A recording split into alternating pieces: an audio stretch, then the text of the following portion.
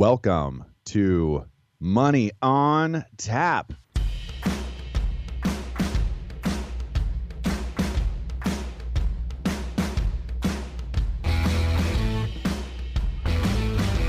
Money on Tap, your personal finance headquarters, where we bring out the professionals' experience and some fun in what we call three-dimensional investing, utilizing insurance, brokerage, and fee-based planning. That's what we do on this show. We look at all sides of the issues, and we bring a fully independent planning perspective to the table.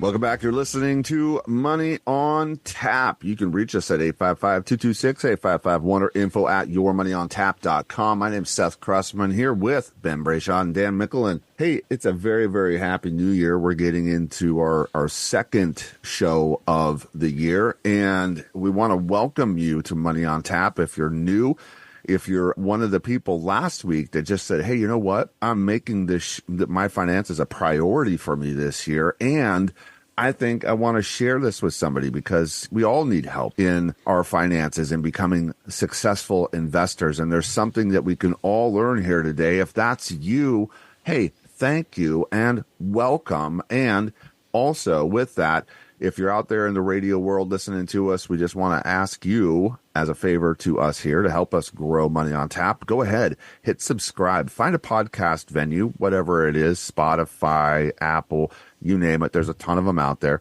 Find Money on Tap, subscribe, drop us a 5 stars, whatever, however many stars, and write us just, hey, great job, guys. Or, you know what? I love the point you made over here. Whatever it is that works for you. Doesn't have to be grandiose. It just can be something that helps us out a ton here at Money on Tap, and we want to appreciate you before you've even done it, because we know that's the kind of listeners that Money on Tap, and that's the kind of community that we have here at Money on Tap. To you guys are to us, and we appreciate you for doing that. With that, send us an email at info@yourmoneyontap. We've got some gear for you we want to send out. So got that out of the way. I even just blew right past Ben and Dan. Hey, how are you guys today? I'm doing good, Seth. I think you opened it well. It's right. It is time to get into the new year. I think the first show of the year kind of laid out a path for people to get on board and follow us through. This show is going to be a little bit different take, though. We're kind of jumping right into a real specific direction. Yeah, I think there's a lot of confusion and a lot of really bad communication in the financial industry about how to quantify what retirement looks like and how to accomplish that. And I think in reality, sometimes when you have the wrong perspective of, how to realize whether or not I'm ready to retire or I've reached that pinnacle and I can hit that button and say sayonara to my job. Like, people have different ways of, saying, hey, this is my number to get to, or this is my space to be, or this is where I need to be. Truth is it really? A lot of people don't know. And I think there's so many other things that can come in and completely unhinge retirement in so many ways. Like, you could have a health change, a job loss, there's a spousal loss. I mean, like, anything can completely throw off everything that you're planning for, and it just doesn't quite work out right. And then you're saying to yourself, oh no, what do I do now? Trying to put industry lingo, which is really a bad quantifier, into retirement is it's just a bad litmus test to find out if you're ready. And I think today's show is really going to help a lot of people say, hey, maybe all the stuff I've been thinking that says I'm ready to retire may or may not be the right way to think about it. Amen. I love it. And so you got it, guys. We've got a heck of a show here for you today, one that you don't want to miss. And if you did miss, we've got it in the podcast for you. Go back, have a listen to last week, get caught up with us. Let's make some progress here with you. And with that, it is time for Money in the News. And thanks to Rick Newman from Yahoo Finance, there's a lot of good news about American energy. And this article touches on the points that we made in a couple shows recently here about, America's world-leading, record-setting output of oil, right? So there's been a lot of conversation around, going back here a number of years, particularly through the Biden administration, how are we going to produce this clean energy, right? What's the proper percentage that we should be producing out of the fossil fuel world versus the whole green movement? And really the perspectives on that have been, quite polar. You're either, drill baby drill or cover up all those wells and and just move on. No more fossil fuels, period. And because everyone's perspective, politically speaking, has been so polarized on that, honestly, it's a stalemate. Almost nothing's been done, right? We're just continuing to truck along like we always have, more or less, with a couple of green initiatives that have been invested in, and it's a burgeoning type of industry at this point. But, clearly, as we set records day by day here, we have not slowed down anything in the oil-producing world, not by a long shot. And, when we spoke about this last, I think we were all surprised to hear, I know I was for sure, that America was the leading producer of oil globally. And, in fact, we just reset a new record at 13.5 million barrels per day, eclipsing the record back from 2019 to 13 million and moving towards 14 million in 2024. So our oil production is not slowing down. But what the article does point to, though, is we have been able to reduce our carbon emissions even in midst of this record-setting production. So some of the goals that we've laid out from the kind of green movement perspective, we're actually moving towards almost by accident, I'd say. And a lot of it lends back towards, a couple major changes. One, it's just the production of the engines we make now. They're just a better quality. They run cleaner. They burn cleaner. And a major shift away from coal into natural gas, which are both fossil fuels, which the green side of this perspective or the coin, they hate them both. But just that change from coal to natural gas and a couple other innovations that have come along our way, we are moving towards some of those benchmarks that the green side is hoping to see that we get to. I just think that the word green energy is more really just the fable everyone wants to hear and not necessarily the outcome we're really receiving. That's my concern. My concern is about the pollution of solar panels. My concern is are we spending more money on and producing more oil, because we're producing, electric cars that require, more oil potentially to produce the kilowatt if your house isn't solar. Like all of this stuff, our oil demand's going up in this country, but I think we can all agree that, coal itself is not the only thing these engines are not only, better carbon, less carbon producing, all of this, but they're more efficient. And our population hasn't doubled or tripled that is justifying the amount of oil production. And just the lesser use of coal itself doesn't quantify the extra oil production. This is just the U.S., and we're not oil independent either anymore. That's the other thing. Like we were under the Trump administration, we were officially oil independent, and we're not. So what is driving all of this? And I got to be honest with you, I'm just really concerned that all of these electric cars, which sound great and wonderful, how much more oil are we using to produce the same energy per mile travel in that? Now, I'm sure there's 1,000 studies out there that go against this thinking and so forth, but I look at just some of these numbers, and I'm not sure what I believe anymore on this stuff. I mean, I know I'm not alone in the general consumer space. Like I'm not a solar panel energy electric car specialist. I don't have, but I will tell you that we have more solar this year than we had last year, and more solar than the year before. But we continue to use more and more and more oil. And is this just a big fable?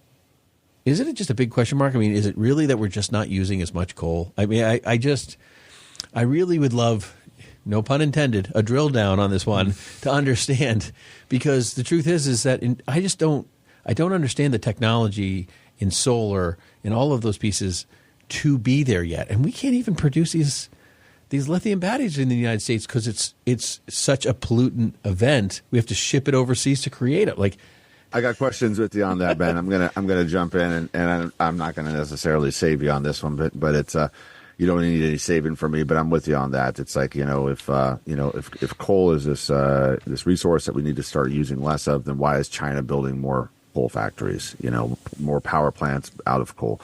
There's enough information out there for us to just question, like, okay, why are we using up our resources now at the rate that we are now, when clearly there's other assets out there available to us? Oil now at around $70 a barrel, fluctuating from 70 to 100.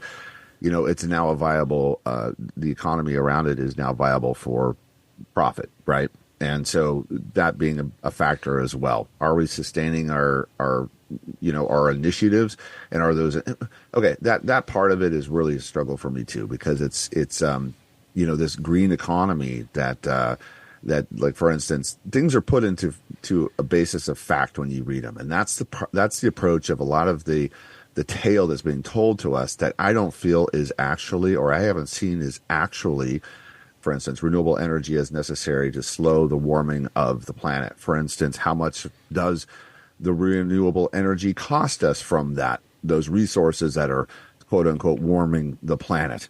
That kind of stuff. And how many times has the planet actually not had ice caps? Several. And guess what? We weren't burning stuff before this. Are we enhancing that at this rate? Maybe, possible. But it's also a natural cycle in our planet to ebb and flow from ice cap and, cooler to warmer climate. And I think we like to have this godlike perspective that we're in control of this. And I'm just here to tell you that I don't think that's necessarily the truth. And I'd like to have somebody else step into with more knowledge than I do and really do some explanation on this before I really say, okay, that's the camp I'm going to be in, or, and there's probably no one side or the other that you really, again, I think that's the part of this article that I like, is that it's not a one side or the other. It's here's the medium, here's the middle of the road for us in moving forward. Well, and isn't it great to see that we have less going on in this warming? Seth, I think none of us are saying that we're not pro using less natural resources. Oh, no. You know what I mean? Like, I think that's the thing. Like, there's so many people out there, like you said, Dan, like the article points, like, you're either drill, baby, drill, or, go green. And the truth is if anybody who's pro go green found out that, hey, I'm using more oil with my electric vehicle, right, they would park it on the side of the road and go buy a gas vehicle. Or what about the cobalt mines that are using child labor to produce the batteries that are going into the electric vehicles? And that story, I mean, so many people don't even want to pay attention to that. Yeah, I don't think that anyone's done truly unbiased quantitative math. I mean, I'm sure there's some stuff out there. I'm talking truly unbiased, like somebody who's like, hey, I was drill, baby, drill, and now I'm this, and this is why, and this is the proof. And, because no one really knows. But we do know one thing. Everybody agrees we're literally producing more oil than we ever have and more than any country has ever have in any one day in history. And it continues to rise. And I think that the goal is not to do that, right? If you're green energy. I don't know. Well, but okay. Thank you for unwrapping me around the axle. That's what I was hoping to get out there with you. Jeez, that was a rough one. You guys. All right. So, hey, guess what? We got Microsoft back in the news. This is a fun one for us to get to. It unveils Copilot Key, its biggest update to Windows keyboard in 30 years. Here's the deal. It's got this, like you've got your little Windows. I have, because I'm on a Windows. I'm on a Dell, so not Apple. Keyboard that has my little Windows key over here. Well, they're going to put a new little key in here that looks kind of like an infinity sign or an omega that has a Copilot capacity, and that's an AI-powered assistant with the click of a button. It's really cool to have this update coming our way on some of these Windows machines, PCs, and I'm not too worried about it. If you're like, hey, how do I get this? Do I have to buy a machine? I wouldn't be too worried about it. It's probably in the update that's coming our way in the next quarter. And there's probably some kind of a simple keystroke to go ahead and engage that. And if there isn't, they should do that. I'm sure the AI will tell them. I was just thinking, I want this keyboard because I'd come in on Monday, I'd hit the key, comes in, be back Friday, let this thing Copilot for me until I get. I mean, this is fantastic. No. It's not autopilot. It's Copilot. Different. Let's quickly credit Catherine Thornbeck at CNN for the article. But, well, this is just a total crash and burn as far as I'm concerned. The thing I thought was interesting about this article is, honestly, we've been talking about AI forever. It's like I can't imagine when's the last time we had a show that we didn't discuss AI at some point along the way. But this is the first. I know that ChatGPT is out there, and I know we have some users here at Brayshaw Financial. Seth's great with that. But this seems to be like the first readily accessible, everybody can use it. Here is AI to the masses type of an intervention from any of these AI providers anywhere. This is, I think, going to be the first exposure where millions of people are going to daily engage it in a way they know of. I'm sure we're all engaging in ways we don't understand. But this is going to be one that's intentional. We're going to hit the button. We're going to talk to AI and hope it's not, here to destroy humanity and just, help us type an email. Right. All right, Terminator. I'm going to hit this button and it's going to be like, you're an idiot. Jeff Bezos encouraged his brother and sister to invest $10,000 in Amazon. Their stake grew an ungodly amount and now is potentially worth over $1 billion. Janine Mancini from Yahoo Finance, thank you very much. Well, guess what? It was around 1994 that a $10,000 investment in the nascent online bookstore seemed risky. But for Jeff Bezos' siblings, Mark and Christina, the decision may have catapulted them into the ranks of billionaires. This was actually just a really fun look back on, the story of Amazon and Bezos and their family.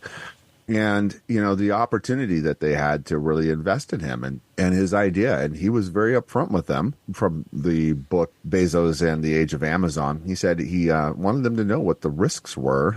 And there was about a 70% risk of losing their investment. So he wanted them to know what the risks were. In case it didn't work out, he still wants to come home for Thanksgiving. I was like, that is so good, The story of Amazon, it's hard to believe that it's been around as long as it has. What Bezos has done with that seed fund from, 34 people, including his family, to create the Amazon empire. What a risk that they had and how much that has paid off. What I thought was interesting here was, if I told you had a 249,000% increase in a stock, I'd be, advisor, planner of the decade, century, whatever. But it wasn't 249,000%. It was 10,249,000% return for these people. I mean, that is, just to put those numbers on paper is like, holy smokes. I mean, how do you go from $10,000 to a billionaire?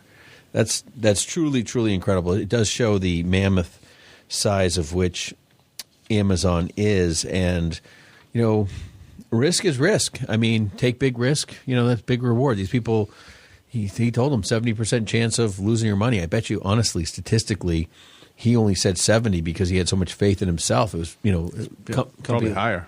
Probably significantly higher than that. So I think that's really hard to quantify. But, truly it's an amazing story of how people have made money in some of these companies like, Google and you name it. There's a zillion and one stories out there like that. There's two things that I thought were really kind of fun about this article. One was that Amazon started as an online bookstore. Yeah. Forget about that. Yeah. Like books. The Kindle. Yeah, the Kindle. Yeah. Now you can literally buy anything under the sun and it just started with books, right? Which I thought that was a real throwback. I'd forgotten about that probably decades ago. But the other thing that was interesting is that he approached... That's okay, Dan. It's just because people read. Yeah. I don't. It's probably been decades since I read anything that's not required. Dan's like, this company's a total failure. I'm not investing in it. I'm going to do so much reading in CE. It's like I can't possibly. Oh my gosh. Reading for fun is like gone. So I said to my wife, I'm like, prospectus is CE. Like, oh gosh, I don't think reading all is fun. All disclosure, right? That's just the worst. Yeah, there's nothing fun about reading anymore. But the other thing that I thought was pretty cool is that he approached 60 people initially for that seed money, and 34 of them said no. Imagine being any of those 34 is just, you really got to be kicking yourself in the pants. I'm sure he's not talking to them anymore. It just have to be painful just to even connect at this point. This missed opportunity of, absolutely unfound wealth, a 10 million % return missed out on. So anyway, cool article. It's fun to kind of look back at the history of some of these mega successes like that. Yeah, it is it's a lot of fun. Congratulations to you guys on your 10 million % return. That would be phenomenal. Well, we are going to get into redefining retirement. Thinking beyond the numbers is one of the things that we like to share with you. We've got some, I can't wait for Ben to get into this next story that he's about to talk about. And with that, we're going to take a quick break. You can reach us at 855-226-8551 or info@yourmoneyontap.com. Hey, don't forget to go subscribe. We appreciate you in the podcast world for doing that and leaving us a little note at info@yourmoneyontap.com because we'd love to send you out some Money on Tap gear in this new year.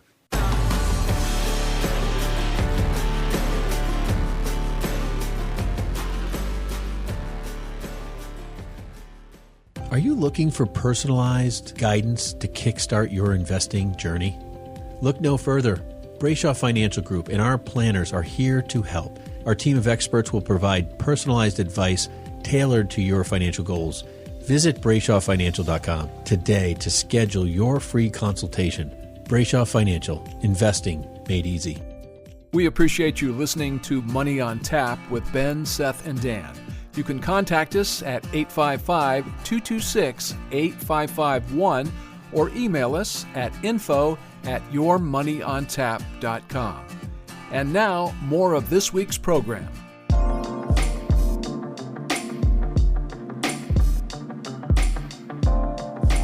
Welcome back. You're listening to Money on Tap. You can reach us at 855-226-8551 or info@yourmoneyontap.com. And it's good to have you guys aboard with us today as we are getting outside of the numbers here with you. We're going to redefine retirement. And with that, it's really fun to be able to share that we have an Instagram account that you guys can go to, Money on Tap 3D. We appreciate you heading over there and following us at Instagram. We've got shows that we deliver to you, content that we deliver to you there as well. And that's a lot of fun for us here at Money on Tap. It's just part of what we get to do and enjoy doing with you as we spread all sorts of financial wisdom, knowledge. We're going to get down into some numbers and thinking outside the numbers with you guys today, which is really part of what's fun inside of the financial planning, because so much of what you hear, or really honestly, you get sold in any industry. It's an industry that just follows so much storyline, and you buy the storyline, or you buy the title, you buy the you buy the stuff out there. And what gets missed a lot of the time in this is really your life. You are so much more than a commercial out there that you identify with and think, oh, that's me too. There's so much more to your story. And there's the numbers of your life. And then there's really pulling those storylines together to create this successful outcome of you and investing. And, how do we help you move in and through retirement? And so that's part of what we're going to be really digging into here with you. And with that, I promised you Uncle Ben and a story for you. Well, Seth doesn't always like Uncle Ben's stories. I convinced his son last night to write a letter to the Tooth Fairy asking for $20, and he came running in looking for a piece of paper. So, so Uncle Ben doesn't always come through the way Uncle Ben's on the hook for 20. No, that's not how that works at all. That's what I told him, too. I told Julian he was grooming that tooth for 7-8 years. He should get paid for the time he had to grow it. And he agreed with me. I think he saw. I think he's the next big money maker over in that household there, Seth. But I don't think that's the story Seth's talking about. When it comes to retirement, and this is one of the things I really hate about this industry. I really, really despise the poor communication that exists in what retirement really is. For years, I used to watch these commercials. Remember ING, guys? ING used to have those commercials. And it was the coolest commercial. It was some orange little, folded up piece of paper. Used to run around, I don't know, the duck or a bird or whatever it was, a squirrel. And it would be looking at somebody, and there would be a number above the person's head, and it would just be scrolling and scrolling and scrolling. And I love that I can talk down about ING because they don't exist anymore in the United States. But probably one of the reasons why. But the truth is, they were like, what's your number? What is your number? And it's like, what do you mean, what's my number? Well, what's your number? Well, what does that mean? I mean, what does having $500,000 or $1 million or $5 million mean? What does it translate? How do you create retirement out of some number? And that's the big question. There was an article, in preparation for this show that was in Investopedia, and it said, it's this Gene Folger article. Will your retirement income be enough? And I'm just quoting. It says, how much will you need to retire, and will it be enough? A survey from Schwab Retirement Plan Services found the average 401k participant thinks they'll need $1.7 million to retire. Probably half of those surveys believe that they could meet their retirement goals. I don't care if you have $1.7 million. If it's if it's stuck in a checking account making zero interest. I mean, what happens if you live to 120? And what if you need $250,000 a year to retire off of? I mean, there's so many variables out there that some quantitative specific number doesn't mean you can retire. And every listener knows this. There's this terror in retirement? Am I going to outlive my money?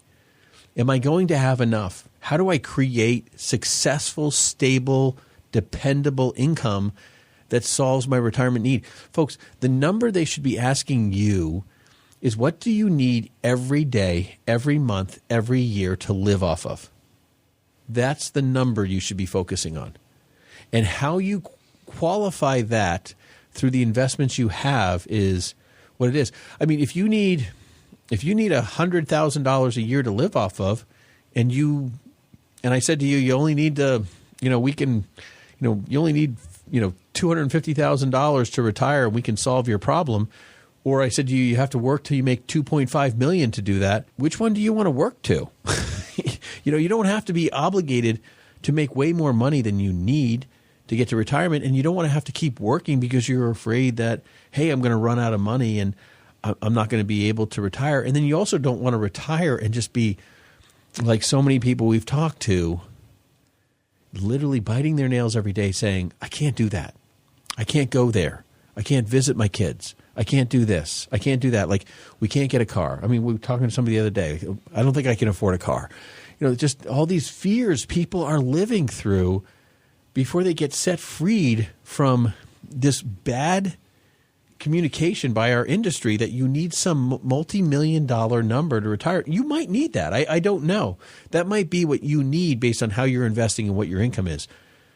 But that's not how you communicate whether you can retire. Like, I guarantee you, everyone that Schwab surveyed, this $1.7 million retirement, I guarantee you that doesn't meet half of the retirement needs that people have because they're not making any money in the market. One year they'll do zero or negative or whatever, and they will take nothing out of their retirement because they're like, what if it's down next year? There's, other than the astronomical Bezos family, for instance, there's no number that you can have that, you can just not continue to earn off of it and just spend it straight down and believe or have any kind of faith that you're going to be successful in not outliving your money. I think the point being made very well there, Ben, is it's all about income. What can you spin off of whatever it is that you've amassed? And that's dependent upon the investment vehicle you choose and the way you allocate those funds. That return number, that spend down number is going to vary drastically. And what takes into account market losses and market gains and how that number fluctuates from the day you cross that finish line that ING rather, painted on the sidewalk for you. It's not as though you get there and it's all over. You still have a life to live. If you don't understand this, you're listening to this and you're saying, well, what do they mean by what do I need for income versus what do I need to retire? Go to our website. Go to BrayshawFinancial.com. Go to read the resources tab. Go down to the videos, and you can literally click on sequence of returns risk, and you can see how it has nothing to do with how much money you have investing in very exact same strategies based off a 3 different year period difference on 2 different people, and how one was a total failure and one was a total success. It has nothing to do with it. Like, we hear these stories. We hear these stories all the time. We have this stuff called Monte Carlo, and Monte Carlo is the theory of how much you can take out every month or year or whatever, and give you a percentage over all the history in the stock market of what you can retire off of.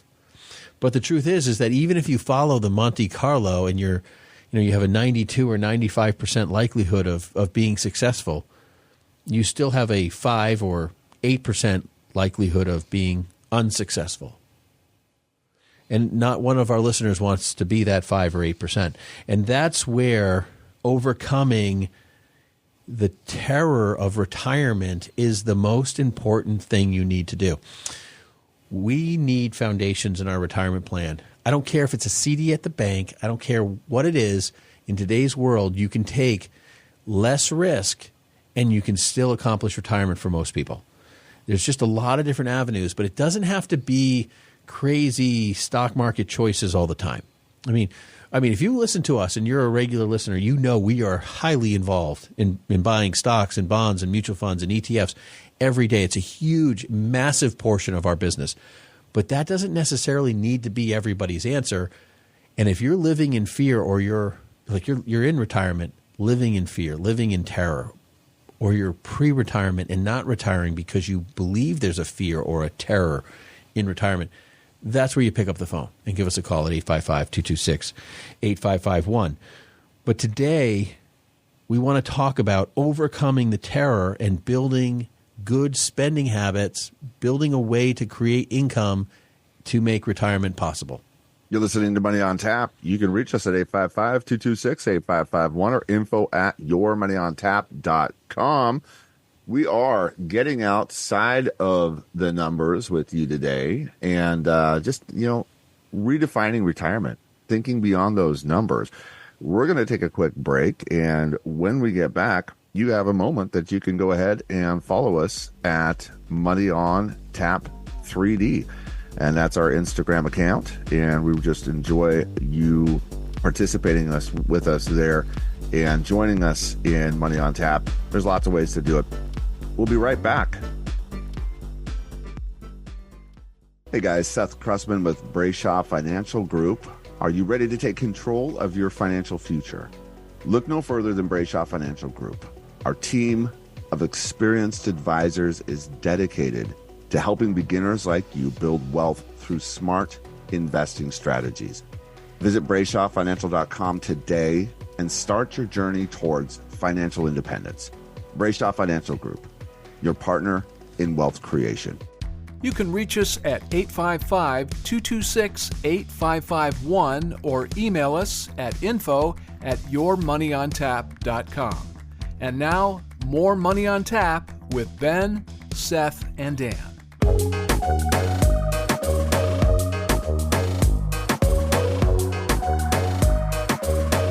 Welcome back. You're listening to Money on Tap. You can reach us at 855-226-8551 or info@yourmoneyontap.com. And thank you to our new podcast subscribers. We appreciate that. We appreciate you leaving us a review and also just sending us a message at info@yourmoneyontap.com to let us know that you've subscribed so we can send you out some Money on Tap gear. We love an opportunity to connect with you there. And also, if you're here via radio, yes, welcome. We're always glad to have you here on the air with us. And also, we love those calls and we love the connection, however that works well for you. You know, giving us a call is the simplest thing, 855-226-8551. And getting your questions answered and answered quickly is one of our priorities for you. You know, we're going to talk and spend some time right now about you and really getting comfortable with your numbers. You know, that's one of those things that it's a back to basics, right? One of the first steps in this is really kind of just creating an inventory. And that can be pretty scary. We understand that. Sometimes just even trying to pull those numbers out and have a look at them is challenging for people. It just seems like sometimes it's a monumental task, and it's one that we're here to tell you it doesn't have to be that. But when we're taking a look at these numbers with you, that's what gives us an opportunity to say, well, what kind of a car can we design here? What kind of a ride can we have here? What are your goals around this? Or what is the story around this? And there's so much to each and every one of those parts and pieces that it just helps. It just really helps to get comfortable with these parts and these pieces and start to put some targets out there for ourselves. We're going to start designing something, and this is just the basic building materials that we have to start designing. Yeah, I think the comfort with numbers is counter to the ING image, right, that we keep referring back to. Hopefully everybody remembers those commercials, but you know, it's not the net worth number, it's the income number. So what you need to do is go through the exercise of building out what your known core expenses are, which should be relatively easy, right? Get together a list of the things that you just have to have in retirement and life in general, and figure out what those are going to cost you. And then, often it's good as a practice. We'll advise people to, take a look through their debit card statement, their credit card statement, to just see what are the other things that they're buying on a regular basis, and to kind of evaluate, particularly in reference to the life in retirement, how necessary those things are. Or maybe they're just things you really want to build into the plan, not out of necessity, but out of just enjoyment and lifestyle. And start building out that number. The goal isn't to tabulate how much you have as a sum total in your account. You know that's a couple clicks away these days, and you can tabulate that number. But more so, what is it that you need to live on and to have the retirement that you hope to have. Help us get to that income need. That's the key number. Excuse me. Well, Dan, I think you're hitting the nail on the head with, going through your credit card and debit card statements. I think that's probably one of the ways that people can really find out if they're lying to themselves about their expenses. I mean, and I will tell you that I've had to do this myself, and I have, and I've mentioned this in the times past, but I'll look through our expenses and so forth. And one year I literally saw a line item. I literally broke out Starbucks. I was like actual, travel and so forth. And I literally searched the Starbucks thing, and I'm never going to repeat what the number is or ever tell what the number was. But I was like, goodness gracious, that was a waste of money. And there's no way I can get that money back, and there's no real value that I walked away with feeling like that's where I want my money to be spent. Now, if you're somebody who like Starbucks is an emotional experience, and you got to be there, that's fine. I just happen to like coffee too much and go out to coffee way too much with people. But the thing is when I did that, I realized, hey, I need to really evaluate what's valuable for me to spend my money on, because that's how I want to be, a better steward. That's how I want to go through it. We all have these issues. I don't want anyone to think that we're, walking around on some cloud over here. Like, we struggle with these same things, but I mean, accountability and self-accountability is really, really important. And I think, Dan, you're right. You got to get comfortable with the numbers. And sometimes just going through the account statements, we do this with clients all the time.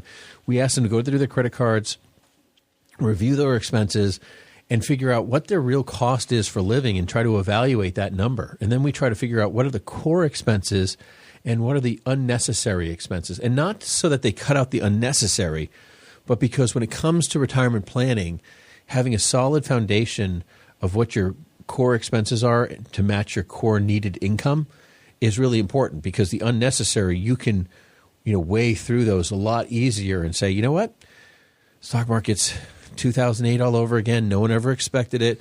The market's down. My foundation's solid. I'm good. We're going to cut back on our unnecessary spending. We're good. We're going to wait for a recovery. We're going to deal with that. Like, however you're going to invest it, building that foundation and getting comfortable with those numbers or getting solid with those numbers is exceptionally important, Seth.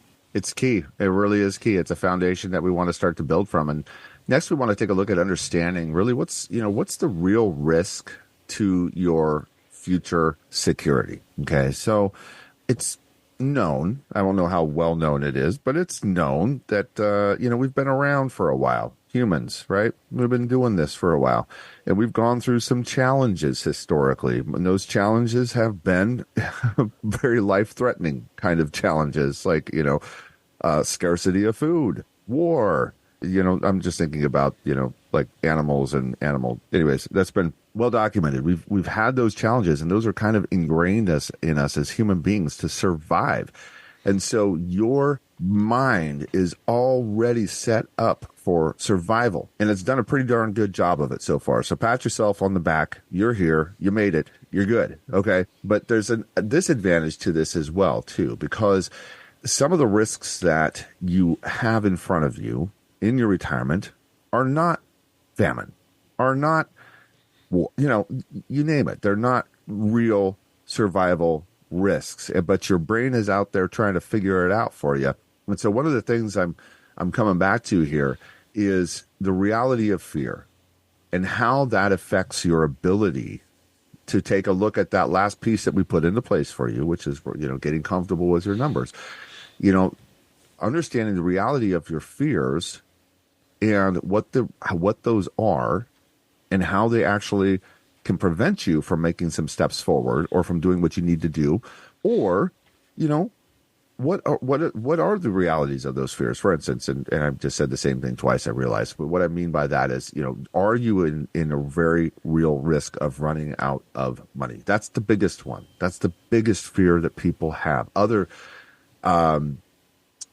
factors out there are, inflation, unstable economic markets. These are all environmental factors that can really affect that main fear.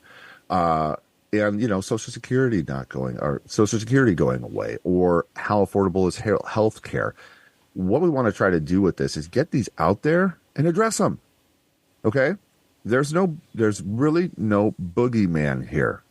That's the truth of it. There's all these factors have been accounted for and worked through, and you right now have the benefit of a lot of experience behind us in how to address different scenarios and different conditions and different challenges. So let's do it. Let's go ahead and take a look at how real is this risk for you and how can we plan for them? One of the things that comes with retirement and understanding that, and we're trying to get people to focus in on what's a core income need, right? And, whether it's the ING vision of it, it's the 4% Monte Carlo, it's our, quest to get you to truly understand income. A couple of things that are certain about a 20, 30-year retirement, which most people, at least set out to plan around, is that, number one, your needs are going to change, right? They're not going to be straight line year over year, year over year. So what's very, very common is that people have, higher expenses and higher expenditures during those early years in retirement simply because they go out and want to do things, right? So they're more active. They're out there. They're taking those trips they've dreamed of. All those things that they put on their bucket list that they've been saving for, they go out and fulfill those things. And then generally there's a little bit of a lull. You get a little bit older, a little less mobile, a little focus in on family and friends and kind of being local, being connected to the people that are most important to you. So the spending can kind of drop out a little bit, less travel. But then as health, potentially decreases and medical expenses come into play at a higher level, the expenditure can increase for you because of these, not exactly foreseen, but predictable costs that are going to increase as you age. And, so you have in this kind of evolving expenditure pattern. And the same thing is happening in your portfolio, right? The markets are going to be up. The markets are going to be down. So really what we want to have people do when we speak to the point about core income and core needs is to really determine what those baseline have-to-have-it kind of things are. And then we can help you build a plan, and we're going to get into some kind of unique ways to generate income down the road here in a few moments. But, once we've accounted for the gotta habits, we can help you design a plan that's going to get you through the kind of ebb and flow of a natural course in retirement life, as well as the natural ups and downs that the market's going to provide for us. Those things we know are coming. Well, it's not just the ups and downs either, Dan. And I know you're speaking to these things, but the jeopardy of inflation. No one expected the cost of eggs to be 3 times as much, 3 years ago, and if a nuclear bomb goes off in Israel tomorrow, the stock market's going to crash. That's just there's things that are just unfathomable. That how do you stabilize through tragedy and change and global health epidemics and all this stuff that's going on? Like you just can't even predict it, right? If you were going to retire in 2020, January 1st, you just left your job and the stock market crashes in 3 months, that changes retirement perspective. People are like, I want to go back to work. Well, you just left your job and they're not hiring, so there's all sorts of different pieces. And I think that's where, that's where we come into play, right? One of the things that I think, whether it's us or someone else, get a financial professional in your life to actually look through your system, look through whatever you've done, help you discover what your number is, what your income needs are, what your expenses are, and validate your investments. We were met with somebody a little while ago, and we were talking to them. They're like, well, your risk is kind of middle of the road according to this, this professional, unbiased, software test. Like you got a 56, but the problem is you either have everything is in the 80s or 90s, or everything's in checking and savings, and you're landing in the middle. It's a very polar, very financially polar perspective. It's not like you have a very, kind of fluid risk program going on with balanced portfolios and everything else. You're taking on a lot of risk in one area where you could lose everything, and the other money's just sitting in cash, not growing at all. Like there's some real problems. So really getting someone to look at your financial situation and make sure that you can get a professional opinion is so super important. I can't say it enough. Like the whole concept of, calling these, big brokerage houses and talking to some random, kid that just got out of college to say, hey, listen, what do you think about my retirement years? Well, it doesn't matter to them. Get somebody who's, got their feet in the fire with you, who understands that they have to answer to you for what's going on. And then you can make nimble moves when you need to in the financial craziness. Absolutely. So true. What can you get through that process with working with us? Well, retirement fund management, mortgage advice, insurance, tax help. Hey, that reminds me, right now, people, we have tax help available for you here at Brayshaw Financial Group at Money on Tap. If that's you, if you're like, hey, I really want to get this plan in line this year for 2024, send us an email at info@yourmoneyontap.com and put tax in the subject line. We know exactly what that's talking about and what you're asking for. We've got some great professionals here that work with us at Brayshaw Financial Group to help you out with your taxes this season and get that in line so you can be successful for 2024 and moving forward. Yes, it's time for us to take a quick break. You're listening to Money on Tap. You can reach us at 855-226-8551 or info@yourmoneyontap.com. We'll be right back.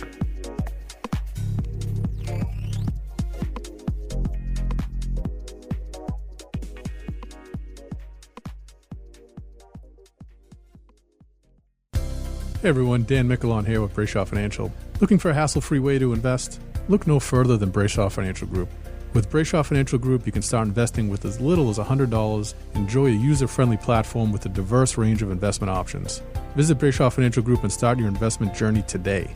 Brayshaw Financial Group, investing made easy. We appreciate you listening to Money on Tap with Ben, Seth, and Dan. You can contact us at 855-226-8551 or email us at info@yourmoneyontap.com. And now, more of this week's program.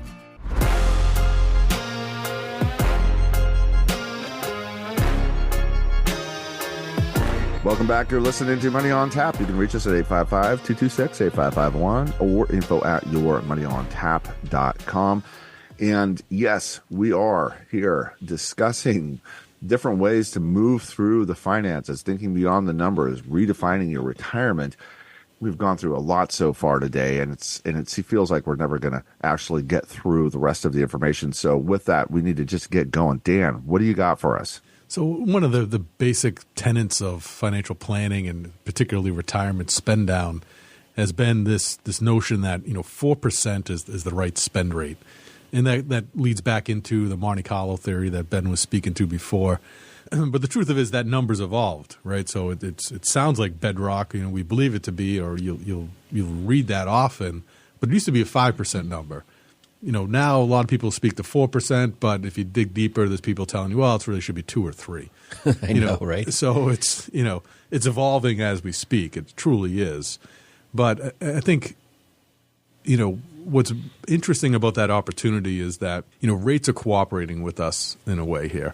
Inflation's up, cost of living's up. The Fed's keeps increasing rates, potentially one more increase or decrease coming up. Whichever direction that goes, there is an opportunity here that's probably fleeting. And that is, if that number works for you, if you've done your income calculation, you can take a look at what your net worth is, or at least your invested assets, and 4% is hitting that income goal for you. Right now is an opportunity to lock in some guaranteed income-producing assets that will last over a long haul and will spin off that rate with little to no risk whatsoever. Yeah, I think the thing is like you talked about, Dan, the rule of 4% now, and it's funny because 10 years ago it was 5%, but the volatility of the marketplace has just been, the more volatility there is in the stock market, the lower the percentages you can take out because of compounded loss, right? Every time the market drops and you take money out, you have to recover the money you took out and the market loss, which is more than the market loss. So, and very few people outperform the market. So that being said, that's very, very complicated. And one of the problems I find that most people have, and it's not their fault, it's just everything seems to be stagnant. I bought a CD and it's 5%, and they think that's forever. And it's like, if reinvestment risk, if people understand that in 5 years you can't buy a 5% CD anymore, that's no longer your solution. That's no longer going to be your guaranteed income. One of the things that's been, used by a lot of people, and we use them all the time here, is annuities.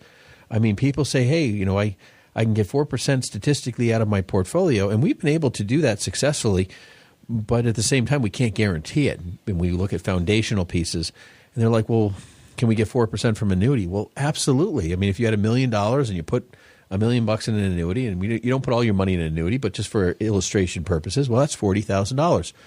Well, most annuities are way more than 4%, matter of fact, guaranteed for life or joint life. I mean, you can see annuities guaranteeing up to 7% to some people for the rest of their life. And so there's really lots of opportunities out there that people like have shunned or, poo-pooed away and just said, this isn't something that's for me. And the truth is don't believe anything you read. Like I would tell you, I was talking to somebody the other day, they're like, well, I always heard bad things about annuities. I said, that's probably because someone doesn't want you to buy one.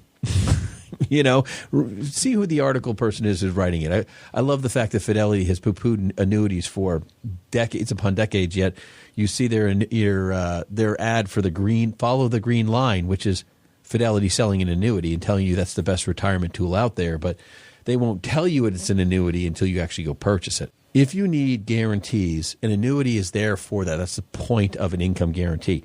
A solid play for a foundational piece. Not your whole foundation, not all your money, but it can play a role to you because if you have $1 million and you're taking 4% out of your stock portfolio and an annuity is giving you 7% or 6%, well, that's $60,000 or $70,000. Now we're approaching almost doubling your income and you can sleep at night. That's the whole point of something like that. I mean, that's just one scenario of things you can do, but for so many people like ING and all these different companies out there, have communicated to you, hey, listen, you need, $1.7 million, right? And 4%, you're looking at like $60,000 a year. Well, if you can get that with $1 million and get $60,000 from an annuity, why, if you can't make it to 1.7 million, does that mean you never retire? No, you find a way to do it. Put $1 million in the annuity, now you have $700,000 liquid. And it's there for all the emergency scenarios that you could ever want. Yeah, exactly. Like that's spendable. You go have fun. Now you got your income, and people just don't quantify that stuff. I mean, they don't realize that there's options out there that really are magnifying their income options. These insurance companies, they can outweight a stock market loss. You can't outlive some of these things. They're around for 100 years. If you're looking for a demonstration on what Ben's talking about, just go to BrayshawFinancial.com. And on the top, on the right, there's a tab called Resources. You drop that down. Retirement Roadblocks is the next one below that. And there's a great video there that talks about sequence of returns. There's also a video for inflation, withdrawal rate, Social Security, health care, and taxes. These are all parts of what we're talking about here today for you. And we know sometimes those resources will just help articulate what it is that we're discussing right now to kind of help you own it for yourself. Part of what we're talking about here in this journey is you just owning this part of it. We love that about this. And so when we get down to some of these alternatives here, like what are some of the other alternatives to explore different kinds of income for you? And one of the ones that I love to come back to is the real estate piece, right? There's investing in real estates and REITs. There's exploring different kinds of ways to use the property that you have. For instance, you want to go and you want to do a little bit of traveling. Well, you could possibly be a great candidate to do some short-term rental for your house as you've gone and you're traveling different parts of the country or world. There's different ways to just leverage real estate that you have or maybe that you're interested in having. And that's one of those that I love to see people taking a look at. And another one I would say is taking a hobby and turning that into something that's, monetized. This last month, we were doing a little traveling and we were at a swap meet, and this retired woman had turned her hobby or love for animals and sewing into creating these leashes and collars for pets. And she had put little stuffed animals in them. And I tell you what, we did laps around that swap meet, and our kids kept coming back to that booth. And she was killing it. She was killing it. And you just don't know until you get out there and do some of these different things what you really have opportunity to generate some different kinds of income around. We have lots of ideas and lots of stories here for you at Money on Tap that maybe some of them are yours. Maybe some of them you'd like to take forward into this next step of your retirement. Yeah, I love it, Seth. I mean, innovating alternative ways to create income is super important and something that we've talked to people about, because the fear of not being able to retire doesn't need to be what you live in or live with. Get some help. Come here. I'll tell you whether you can do it or not. Listen, people know I'm a black and white kind of individual. I'm happy to tell you. I'll say it in the nicest way possible. Be like, hey, you got to do this. I talked to someone today and I was just like, you're 10 years away from retirement. You've done all of these things. You give the shirt off your back to anybody, but you got to take care of yourself now. It's about really getting you there. We can do it. Give us a call. Ben, you will do a great job of giving the information, but do not let Ben talk to your children who are losing their teeth about the tooth fairy. I will say that. That's going to do it for us here at Money on Tap. Give us a call, 855-226-8551 or info@yourmoneyontap.com. Be successful in your investing. Cannot wait to meet you here next week. The views expressed are not necessarily the opinion of this radio station and should not be construed directly or indirectly as an offer to buy or sell any securities mentioned herein. Investing is subject to risks, including loss of principal invested. No strategy, product, material, or tool mentioned can assure a profit nor protect against loss. Please note that individual situations can vary. Therefore, the information, products, materials, or tools mentioned should be relied upon when coordinated with individual professional advice. Past performance is not a guarantee of future results. This show may be subsidized in whole or in part by a product sponsor or issuer. Securities and advisory services offered through SagePoint Financial Incorporated, member FINRA SIPC, and a registered investment advisor. All other services offered through Brayshaw Financial Group LLC are independent of SagePoint Financial. SagePoint Financial and Brayshaw Financial Group do not provide tax or legal advice. Main office is located at 116 South River Road, Bedford, New Hampshire, 03110, and can be reached at toll-free 855-226-8551.